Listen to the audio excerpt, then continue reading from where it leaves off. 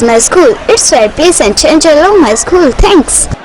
This is our computer lab. We chose computer from third standard itself.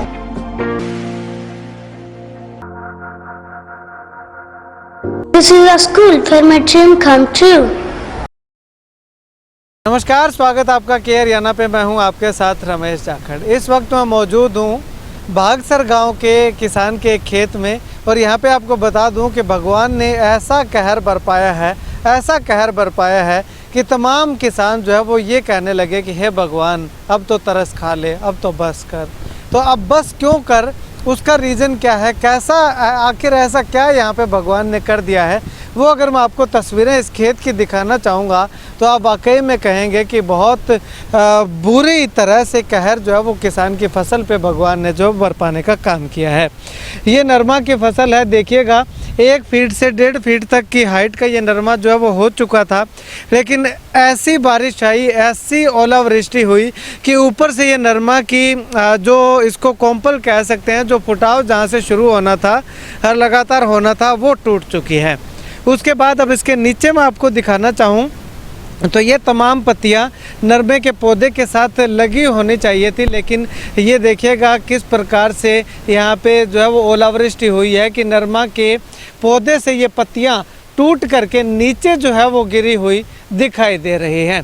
अब केवल ये एक खेत नहीं है, बल्कि यहाँ से भागसर गांव से जब खारिया की तरफ हम लोग जाते हैं, मैं इस तरफ कैमरा सहयोगी से गुजारिश करूँगा कि आपको दिखाए कि जहाँ तक भी आपकी नज़र जा रही है, ज़्यादातर अगर खराबे की बात करें तो इस सड़क से दूसरी तरफ के अगर बात करें तो ज़्यादा नुकसान बताया जा रहा है और यहाँ पे भी अच्छा खासा नुकसान जो है वो यहाँ पे बताया जा रहा है। खैर, आगे की भी तस्वीरें दिखाएंगे कि आखिर किस प्रकार से कितने नुकसान जो है वो हुआ है, लेकिन उससे पहले ये किसान है जो है वो कुछ युवा साथी हैं, ये यहाँ पे जो है वो अपने खेत को देखने के लिए आए हुए थे। तो चलिए किसान से बातचीत करते हैं। भाई साहब, ये कल शाम को जो ओलावृष्टि हुई, कितना समय तक ओलावृष्टि हुई, कितने बजे ओलावृष्टि हुई? 4:30 वजे हुई जी ये ओलावृष्टि। तो पहला तूफान आया, बारिश आई, फिर एकदम गड़े बरीक आए, फिर एडे मोटे गड़े आने लग गए जी।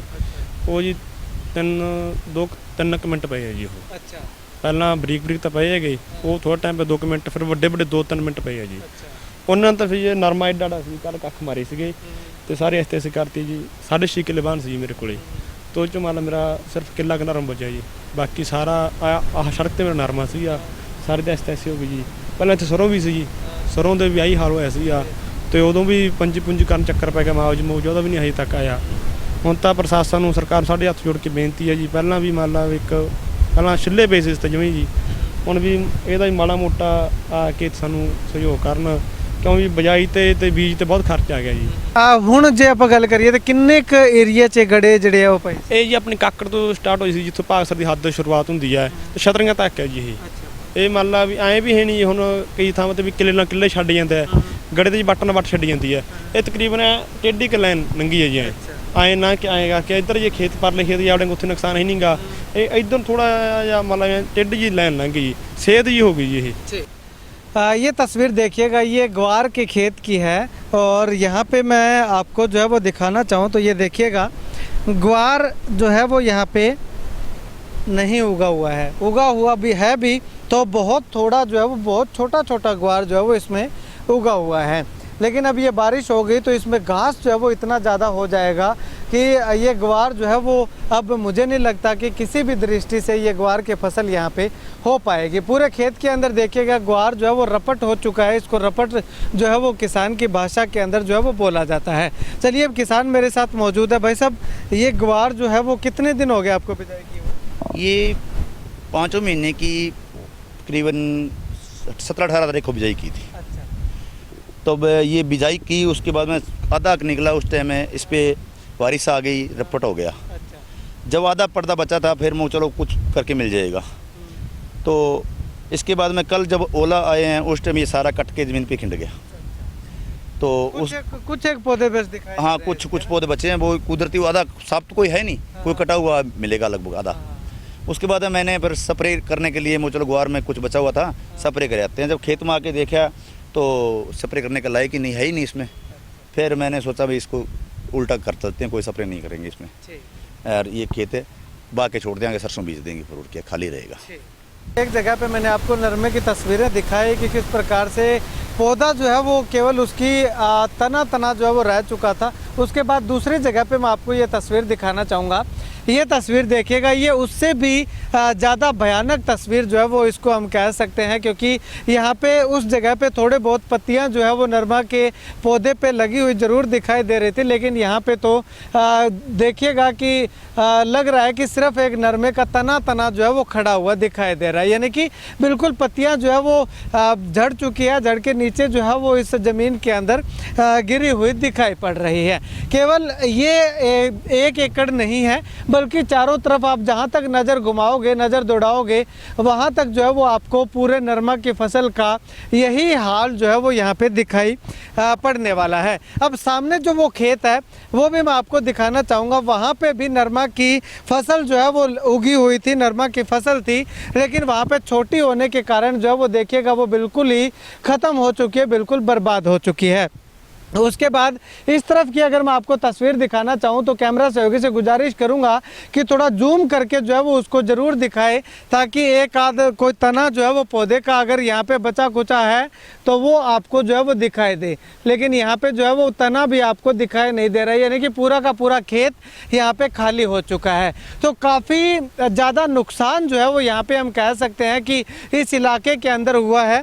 चलिए कुछ किसान हैं मेरे साथ मौजूद, इनसे बातचीत करते हैं कि आखिर कितना नुकसान हुआ है।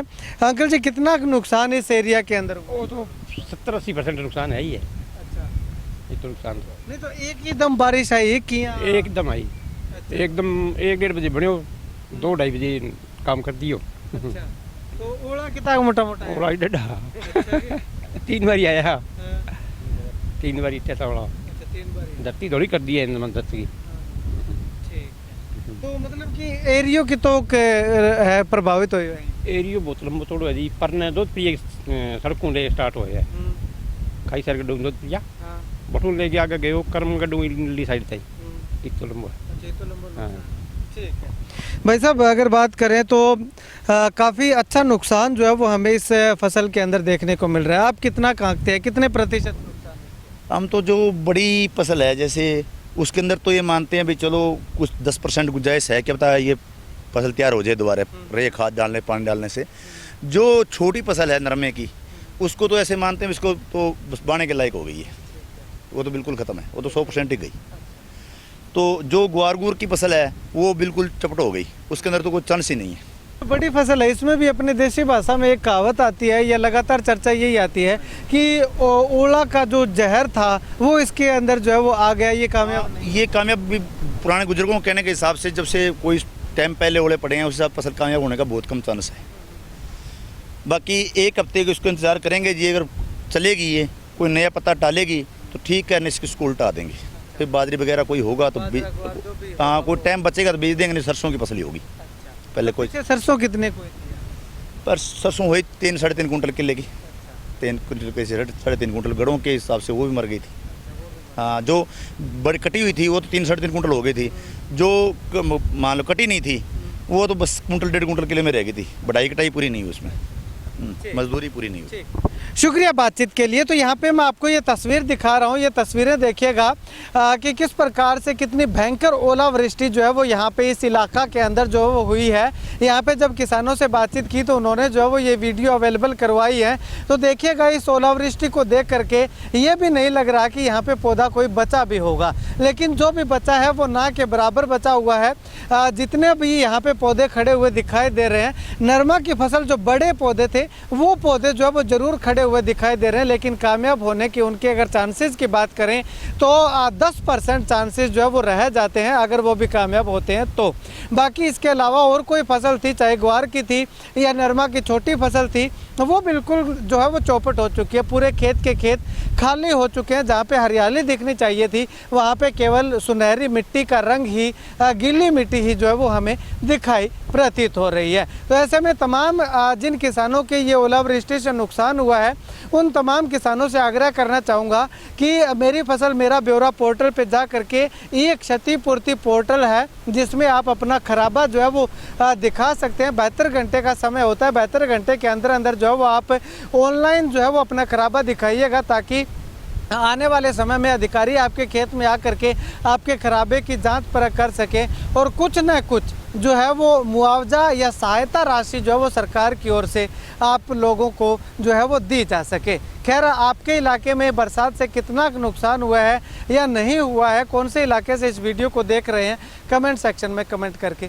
ज़रूर बताइएगा। कैमरा सहयोगी बिट्टू महल के साथ रमेश जाखड़ के हरियाणा।